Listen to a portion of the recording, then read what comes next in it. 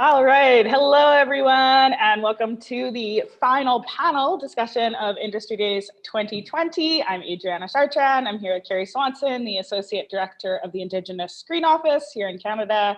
I'm excited to have a conversation today about all the exciting things ISO is doing and has coming up, and then we'll be taking questions from the audience. So welcome, Carrie. Hi, Adriana. Hi. I just want to say a quick hi to everyone and congratulations on the festival. I know it's a lot of work putting on an online festival, so congrats. Exciting to be part of the last industry series days. And we're just going to talk a little bit about what ISO with the Indigenous Screen Office has been up to, particularly over the last 6 months, yes. Which has been quite extraordinary for all of us. Yeah, so let's get right into it. Maybe we can just start off with a quick overview of what is within the ISO sort of purview and mandate currently, and how it's going. So for those of you who are new to the ISO, the Indigenous Screen Office was started at the very end of 2017. So we're just under 3 years old. We're an independent, not-for-profit, Indigenous-led advocacy and funding organization, and the first of our kind in Canada. And we are supported. We don't actually have permanent funding at the moment, although that is something that is part of our ongoing advocacy to the federal government. But we are funded by a consortium of partners, including CBC, Telefilm, CMF, CMPA, and APTN.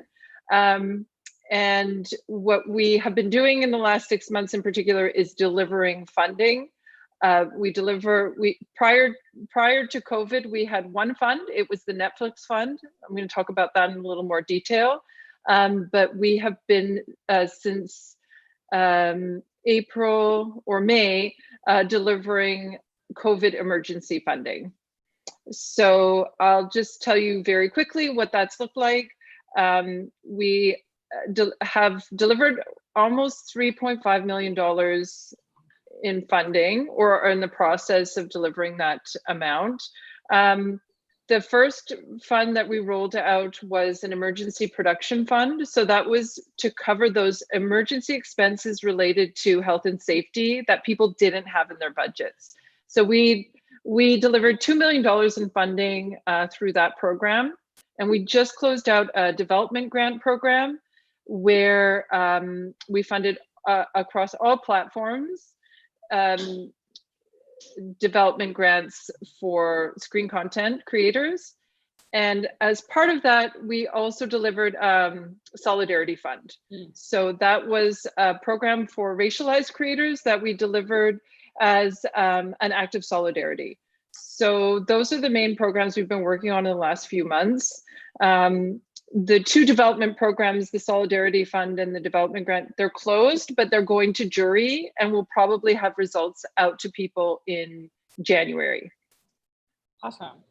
I think I want to return to the COVID emergency funding a little bit, because it was quite unique, I think, how the program that ISO rolled out in terms of what that funding was able to cover. So you touched on a little bit of emergency funds for safety protocols. So what was eligible under that funding? Like, could you buy PPE for the production and things like that? Yeah, so anything. So what happened was, in Canada, as in many countries, productions first were shut down.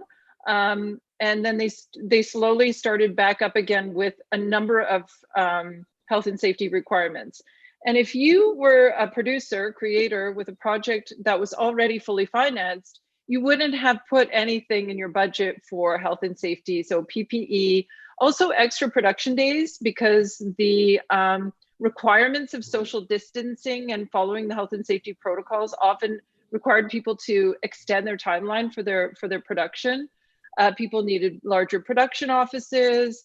They needed to put people in separate spaces for waiting, for extras, different accommodation requirements. So there were a number of expenses related to that. So we funded up to $50,000 through that fund for productions. And I know that it was really essential. We got it out really quickly. And so that was the first thing we did. And I think that was kind of as well a testament to the fact that the ISO is very engaged in community, and we're always talking to find out what the community's needs are. And so when the funding came down, we advocated for that funding specifically to be delivered to meet the needs of the community as we knew them to be. So I think that's the really valuable thing about having an Indigenous specific body, is that we are connected, we're on the ground, we're small. So we're just, at the moment, we're 4 people. Plus we have a couple of people helping us out with contract work. But that, even though that is exhausting for us, it means we can be nimble and we can move quickly on things like this. Absolutely, and I know I was very impressed with how quickly that emergency relief fund was rolled out, and how needed it was for our creators in the community. You know, it just like you said, it's addressing the needs of the actual filmmakers in the community, and I was so happy to see that support was there from the ISO for filmmakers in a very challenging time. Yeah. And just to say quickly about the development grants in terms of the needs, what happened with that emergency funding, and what you see happen a lot in a crisis, is that the way that the funding is delivered is through the usual mechanisms. So the funders have the people they fund, and what they do is they can deliver money to the people who they already support because they have a relationship with them. Yeah. For us, it was a priority for us to be able to support people who were working outside the system and didn't necessarily already have the privilege and the opportunity of having received funding from some of those major funders. So that was really what the development grant addressed, and what the Solidarity Fund addressed. And we were able to reach a very high number of people who are still emerging in their careers and are developing work, and who we need to stay in the sector to continue building that incredible momentum that we have right now that we've been working towards. Absolutely. And maybe you could just touch a little bit on how people applied for that. What was the application criteria? I know a lot of times, particularly with Indigenous or underrepresented filmmakers, it can be quite daunting to apply for a fund or apply for a grant, but ISO is quite approachable and generally has a pretty simple application process, not super bureaucratic. So I wonder if you could explain a bit about that. Yeah, we had a very, very simple application process. The portal was just through our website. So for the development program, you didn't have to apply with a script or you know, any project materials. What you had to do was talk about your idea and talk about how you were going to work towards developing that idea during this time. So, you know, I think we probably had about maybe seven questions in our questionnaire. You had to submit a budget, and you could include living expenses, you know, consulting fees, things like that, and a bio, you know, couples, very straightforward. Yeah, I think to me at least, ISO is I think a leader in terms of initiating these funding streams that address needs of the community that aren't necessarily addressed through traditional funding streams. I know previously you had funding for cultural advisors on production. So yeah, actually we still do. I can talk a little bit about that. Yeah, that'd be great. So that's a program that we have coming up. And so this will be really of interest to anyone who wants to apply for a grant within the next few months. This is our Netflix program, and it supports apprenticeships and cultural mentorships. So through a partnership with Netflix, we have $450,000 a year that we support through 2 streams. One is the apprenticeships program. You can apply as a production to bring on an apprentice on your production and train them during production, or you can apply as an Indigenous apprentice to work on a production. And the idea for that one is that you have some experience, you've worked on a set before, and this is an opportunity to take your skill set to the next level. And we funded everything from DOP to producer to director. We have some above the line, some below the line opportunities through that program. And the cultural mentorship is really in alignment with some of the protocols work that we've been doing both at Imaginative and at ISO. We know that Indigenous creators spend a lot of time in not just development, but pre-development, talking with community, meeting with elders, learning from language keepers, and really doing all of that protocols work in advance even of development.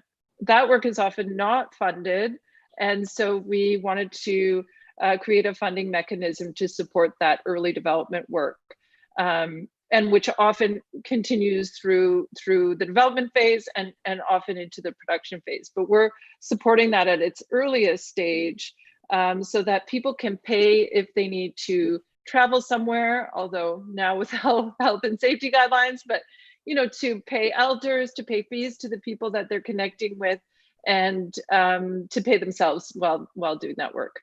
And so that program we are going to release mid-November, and it'll have a mid-January deadline. We release everything on our social media, and it's then available on our website. So anyone who's listening, please connect with us on social media or have it in mind to have a look at our website around mid-November. Awesome. And so just to clarify, for that stream, you can apply as an Indigenous production looking to bring on Indigenous mentees, or as an Indigenous person on a non-Indigenous production looking to be a mentee, correct? That's correct, yeah. Awesome. And again, our objective for most of our programs, although we have a partnership program that is a little bit unique, but for the most part, the reason that our programs are structured this way is so that the money goes directly to Indigenous people or Indigenous owned companies, but also recognizing that sometimes an Indigenous mentee may want to work on a non-Indigenous production to get that experience that they're looking for, to work with a particular person. And so we didn't want to limit them from being able to do that.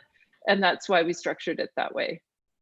Absolutely, and that's a great way to structure, and I'm very happy to hear that it's going ahead again this year. I know Night Raiders was a production that had many mentees on it because of that funding. So I think it's already made an impact on production in Canada and elsewhere.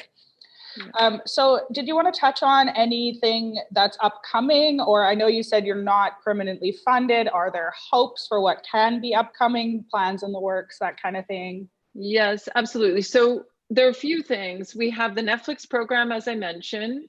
We have another program that's open. You can find the information for that on our website. It's a partnerships program. And that is basically focused on sector development. So partnerships at this time to support online learning and training, or production, larger initiatives that have the potential to build the capacity for the sector. And for that, the eligibility is a little more broad because it's a partnership. And so non-Indigenous organizations, Indigenous organizations, and BIPOC organizations are eligible to apply for that one. And so we funded a few things already. So for example, Jennifer Podemski is launching the Shine Network, which is focusing on training and professional development for Indigenous women. So that's a perfect example of a partnership that we want to engage in. And so we're supporting that project through that program. Amazing. Yeah. Yeah, that's great. And I feel like we have something else. So the other thing is that there's more COVID funding coming. We don't know when, we don't know how much, but we're poised, we're ready to deliver the next phase of funding, which will be really related to stimulus and recovery. And so we are waiting really to find out what that's going to look like. Some of the things we're really interested in supporting right now are below the line crew training opportunities, particularly in regions where there is an influx of production, like Northern Ontario, for example, where there are also high Indigenous populations and a really ideal environment to create workforce development opportunities. So we're looking at different partnerships related to that right now. And also we want to, if we get new stimulus funding, we're looking at promotion, distribution, and marketing. What does that look like in this online world now without all of the sales and opportunities that are created through the festival environment, which is now pivoting online? How do we support that at ISO? So that's something that we'll be looking into for the next round. That's cool. And so the ISO is a funding body and also an advocacy organization. So are those sort of the main avenues of advocacy that you're looking to as well, in terms of distribution, below the line crew training? Are those sort of your areas of focus going into the next year? Yeah, we do a lot of advocacy that is, a lot of it is community driven. So sometimes community members will ask us for advocacy support related to specific things. One great example of that is tax credits and the borders around the tax credit system that prevent Indigenous collaboration. And so we often talk to members of the government agencies or the provincial agencies around tax credits, and we're looking at, it's a longer proposition to change the tax credit system. So we often look at ways that we can support the collaboration component that's really at the heart of it through funding programs. So even Netflix, like, people were able to bring out of province crew, and it didn't impact their tax credit because we funded that component. So we're going to continue looking at things like that. We try to take that advocacy and turn it into an offering or an opportunity. A lot of our advocacy right now is around an allocation for the ISO so that we can continue to achieve our mandate with permanent funding. But workforce development is also a huge opportunity that we see a role for ourselves in. So yeah, working on a lot of things right now. You've got a lot going on. Yeah. So write the Canadian Minister of Heritage, everyone, in support of the ISO receiving their permanent funding. The Broadcast Act as well we had in the last year prior to COVID, we'd been part of a lot of consultations, and Jesse was deeply engaged in the, advocating for changes to the Broadcast Act that would result in Indigenous inclusion in the Act in the same way that French and English language are included in the Act. Yeah. So a lot of policy stuff, but now is the time, Absolutely. It's not every day that the Broadcast Act is reviewed. And so it's been a huge opportunity for us to have a voice in that process. Yeah, it's so important. I mean, as Jesse pointed out, I believe in a panel we did earlier this week, that Broadcasting Act was written, before we had the internet. So that's a pretty good marker, I think, of how, dare I say, outdated aspects of it might be. Yeah. I wonder if we could return briefly to the tax credit thing, just to go a little bit deeper for those that may not know a lot about it. There are certain restrictions, as you mentioned, by province to get your tax credit. So one is using local crew. So maybe you could speak to a little more about the ways that the ISO funding is helping Indigenous people sort of navigate those restrictions. It is only right now in a small way. So just as an example, someone who produced a feature film really wanted to work with a trainee and pay them. But that person was out of province, and so they were limited. They didn't want to have that person they did want to have the person, but they weren't really able to do it without essentially losing money on the tax credit. So when ISO funded that position, it kind of balanced it out. So they were able to bring that person, and the money was there so that they weren't at a loss. Yeah, essentially. That's great, though. Even I think. Go ahead. You go. You go. This delay. So that's the kind of thing. Like, I think it'll take longer to change the tax credit system, but we might be able to look at broader programs to support out of province crew training programs or other types of training programs to kind of bypass the system, as it were, in a little bit of with that additional support. Yeah, I feel like a lot of, you know, the ISO's advocacy, Imagine Natives advocacy, and you know, just advocacy in general is often sort of coming at systems that already exist and seeing ways that we can make them a little more accessible to creators that have been maybe locked out of them historically and currently. And then hopefully, you know, the hope is that later on in the future, those systems themselves are able to be changed by these incremental changes that are made along the way. Exactly. So I wonder if you could speak a bit to how you envision the ISO, you know, 5-10 years down the line. What might your funding programs look like then? What would be different about them, and what's the sort of ideal for how they might look or be structured? Mm-hmm. Well, our pitch, we made a big pitch to the federal government, which is still pending. There wasn't a budget process because of COVID, and so our pitch, our proposal is just in limbo until the budget process takes place. But what we presented is to fund a story fund, essentially. So it would be the ISO story fund, and the story fund would be an umbrella that was platform agnostic. So we fund all platforms, including gaming, including apps, all of the new technologies. And we would support across the board production. So our kind of five pillars would be development, production, marketing, promotion, and distribution, training, and partnerships. And we have some really interesting partnerships already on the go. And so we also see that as a really important space for us to create opportunities. So the Story Fund our vision is to remain nimble. So what happens is often these funding bodies end up being very rigid and very siloed, and they can't respond to the changes. Like you just mentioned, the Broadcasting Act. You know, it's like 1 million years old, and it doesn't really relate anymore to the context that we live and work in.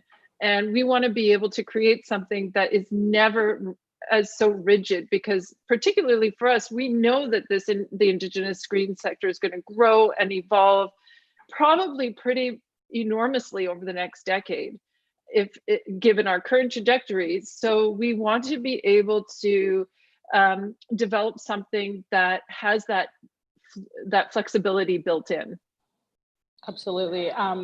You know, I've had a few conversations over the course of this week and at other times talking about how obviously there's chaos and tragedy happening right now, but there's also potentially an opportunity for positive change because of the huge upheaval, you know, that the industry has gone through.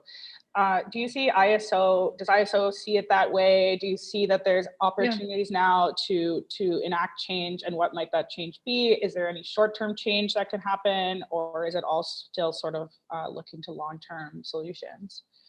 No, I mean, the change is happening. And there are opportunities, and we've been ready to jump at those opportunities. So that's the reason we were able to access the COVID funding, because we had those relationships in place, and we were ready to move when the time came.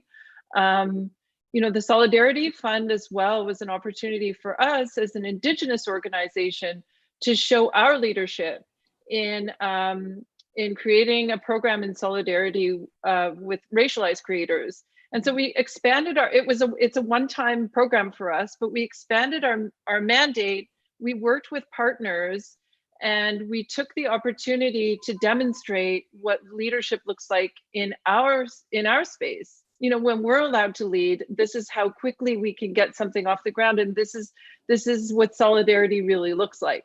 And so I think that there are really incredible opportunities for us to expand the idea of what Indigenous leadership is, that we can be leaders, you know, in ways that extend beyond what non-Indigenous institutions may realize or think.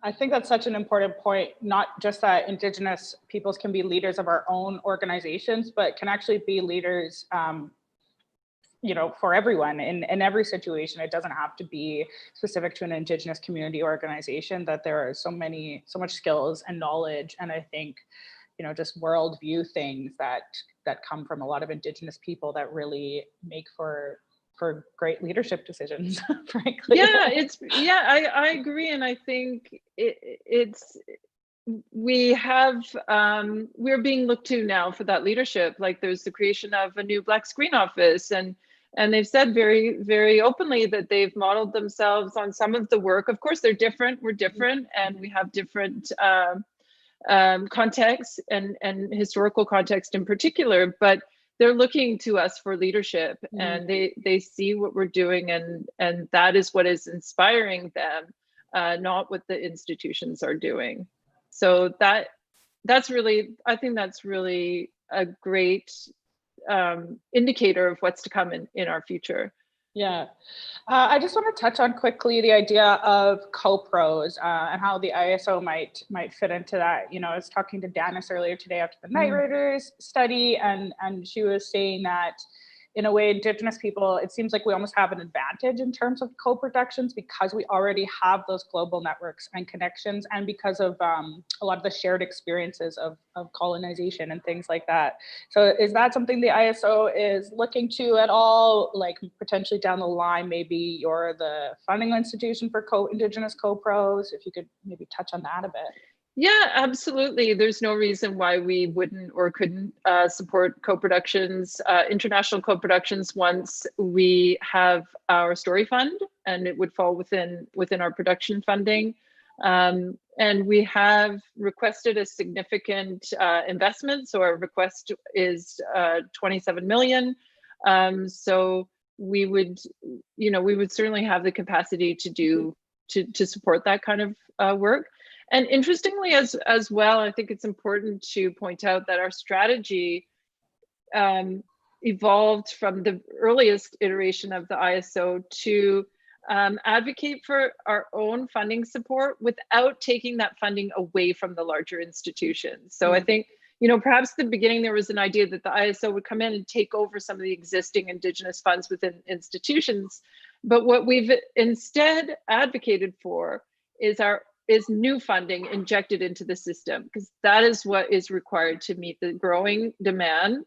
And also, why should our institutions not have to also still be responsible for supporting Indigenous creation as federally funded agencies and national bodies? That should still be their job, but we're able to fund differently, in a different way, and inject a new opportunity into the system for, increased production budgets for Indigenous creators. Yeah, I think it's good to hear that. I agree with you. I think it should be an obligation of federal funders, national funders, government funders. But I think it's really important that ISO has taken that strategy, because like you said, it's not just this one token fund that we're looking for. It's Indigenous involvement and leadership and decision making at all levels, throughout everything essentially in Canada. I mean, would be the eventual goal. So that's really great to hear. Okay, I think we can go to some audience questions, unless do you have anything else you want to get out there quick before we take some questions? No, questions sound good. Okay, perfect. So our first question, they say, hi, as a new creator looking to apply for funding for the first time, I've heard it's good to start relationships with the granting or funding organizations. Do you have any advice for how you go about forming those relationships if you have none? I think that's a great question. We often recommend that you ask questions, or that you have a chat with the program coordinator. So for ISO, we have an email, and we direct everyone to write us an email and let us know, what their request is. But we're always happy to answer questions by email or by phone. In terms of building relationships, I think it takes a little more time, particularly if you're applying for funding for the first time. But I think going to festivals, being at panels like this, just like you are, asking questions and just getting engaged is really the best way to do it. Yeah, I agree. Networking, even in this virtual space. And when I say networking, I mean things like attending panels and asking questions as well. I think we always go to the idea of like the cocktail party, which is part of it, but obviously Yeah. showing up to festivals and engaging is also part of it. And when we do fund you, I would say this, and this is one thing, I mean, I do a lot of fundraising myself in and have always done grant writing fundraising, and sometimes it's easy and we mostly almost always forget to write our funders and let them know what's happening with our project when it comes out. Yes. And I think that's a good way to build a relationship. Absolutely. Say yeah. Thank you, all of those things that are really easy to forget to do, because I mean, you kind of forget that there are human beings sometimes attached to these funding programs, right? Yeah. You're applying through a portal and it's a little dehumanized. Yeah. But yeah, we definitely like to hear about the projects we fund and, where they are, where we can access them. Yeah, that's great advice. Our next question, any new development focused grants or programs showing up soon? Is the hope to make development funding a part of the permanent funding programs in the future? Yes, the answer is yes. It is our objective to make development part of our permanent funding. And right now, I can only say that, it is our hope and our intent to continue offering development programs. We don't have anything right now because the first one just closed. But we certainly plan to have more when we have more funding. Great. So next question, working with the community in a good way is so important. What is some advice you would give to first-time filmmakers looking to find funding for their projects? It can be very intimidating with grants and barriers. So I guess some advice for what should go into the application, for how to approach the application. Right. I think there are maybe two components to that question. And the first one in relation to working in community in a good way relates back to the protocols work that Imaginative and ISO has done and continues to do. So the protocols document is on both our websites. And actually, another update I haven't provided yet is that we've hired Marcia Nickerson, who did the original document, to do a phase 2 protocols. And we'll be developing resources online. She's going to do a series of case studies and also develop a toolkit. We're going to do a video that will be available all around how the protocols manifest in action, how best practices, what they look like on a production. So we'll be talking about that. And the second part of, sorry, what was the question again about funding? Yeah, so some advice for a first-time filmmaker how to find funding for your project. Oh, how to find funding. So connect with us on social media. Look at all of the arts councils, Canada Council, and whoever your provincial arts council is. They all fund film and media production. And as a fundraiser and grant writer, I just constantly look at those websites and stay up to date on when the deadlines are. And you really have to look ahead. Attend things like this, and you'll find out about the deadlines. But you kind of do have to make it a part of your process to check in regularly. Put the deadlines in your calendar. Make sure that you are just checking in all the time, because the deadlines often change. Follow on social media. So I'll just add a bit to that question. Are there any restrictions in terms of getting ISO funding if you have funding from somewhere else? Like, can you always pair it with, say, Ontario Creates funding, or are there restrictions in terms of that? No, we don't have restrictions right now on that. The only restriction is that you can't, what they call double dip, which is getting funding for the same things from multiple partners. So your budget, whatever you're getting in revenues or grants, has to be matched by different expense line items. So you just want to make sure that that's happening. But other than that, we try not to be restrictive, because we recognize that often Indigenous productions are underfunded and we want to add to your budget. and not penalize people for getting our funding. Absolutely. All right, so we have one more question from the audience. Is there a plan to extend or repeat yearly the ISO Netflix mentorship and capacity program? So that one is a 3-year program, partnership that we have with Netflix. And this deadline will be the 2nd year. So we'll have one deadline next year. As I mentioned, it will be January. And then we'll have one more year. And we'll try to renew the relationship with Netflix, but this was federally mandated funding that they had to give to training and development for the Canadian sector because they didn't want to be taxed. Now it's looking more and more likely that they will be taxed, and less and less likely that they'll continue giving money to projects like this. But who knows? We'll keep trying and we'll see what happens. Yeah. And of course, we're working on the next phase of developing our relationship with Netflix, which is really to create opportunities for people to get on the platform and meet the people who can make that happen. And they're also working on that as well. So that may be more of their focus moving forward.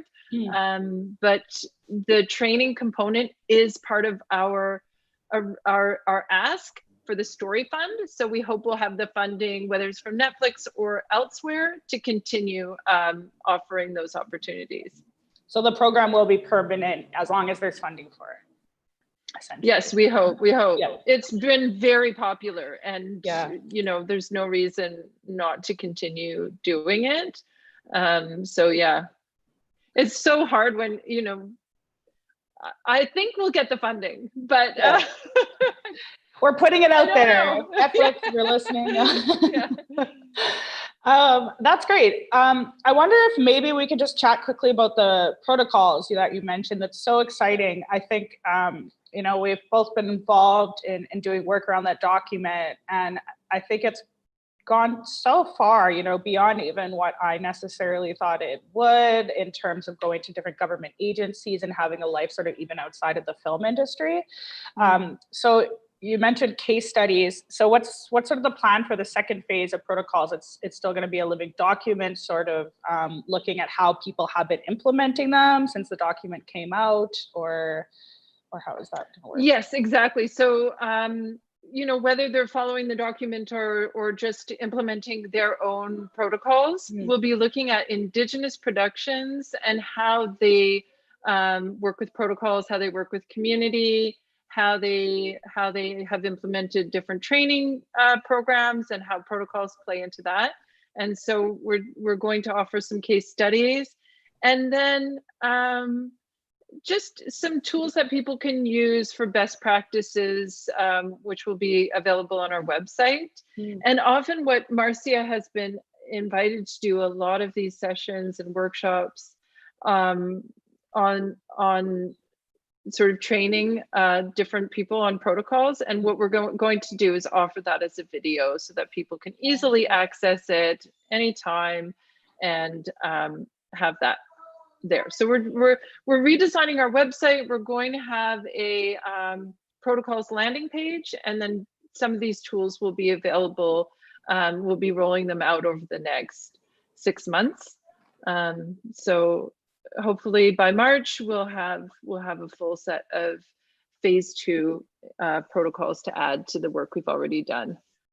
Cool. I'm excited to see that. So we just got one more audience question coming in, so let's do that. As an organization supporting Indigenous creatives working and learning in non-Indigenous owned or led productions, do you have resources available, protocols or clauses and agreements that might support some of the cultural heavy lifting those Indigenous trainees can sometimes be stuck with?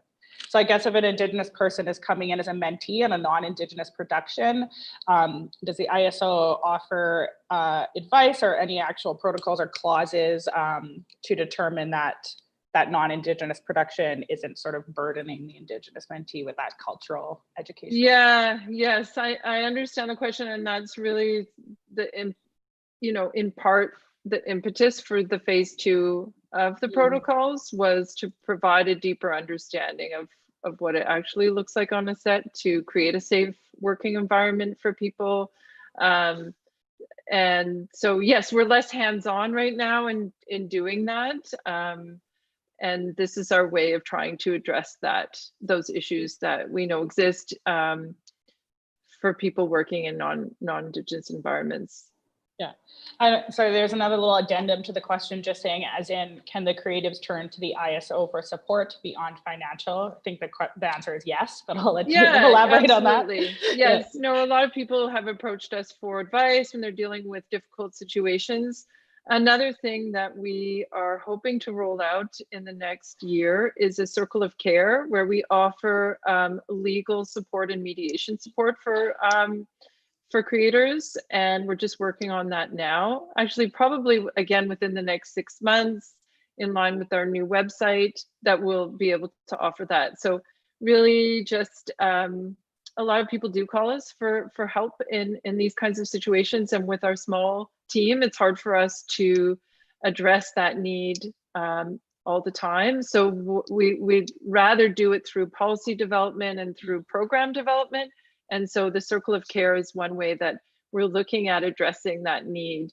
And we're also looking at a partner who can do legal clinics to offer training on a lot of the problems that arise for people happen at the contract stage. So if we can help people with, learning how to read contracts and learning how to negotiate good contracts for themselves, then hopefully we'll avoid a lot of the need for mediation later down the road. So that's some of the work we're doing. And again, once we have a bigger team, we'll be able to roll out these types of things a little more quickly. Yeah, I mean, I think it's absolutely amazing what you have done and you are doing. The programs are so important and meaningful to the filmmakers actually working, in the industry right now. And again, I will reiterate, the ISO is for people. So they are doing all of this with such a small team, and you're doing such an amazing job. It's so great that this institute exists now. So that's it for questions, but I forgot an exciting thing. We're doing a giveaway winner. So we have a $100 gift card to Born in the North that is going to go to one of our audience members. And the lucky winner is Andrew Koda. Yay! So congrats, Andrew. And we will be in touch with you via email to get you your gift certificate. Nice prize. Yeah. Well, thank you so much, Carrie. This was a great discussion, really illuminating, and so great to hear everything that you have going on. I don't know how you do it, but you've got a lot going on. We're a little tired. Yeah. Thanks for having me, and happy rest of the festival, everyone. Thank you so much. Care. Bye. Bye.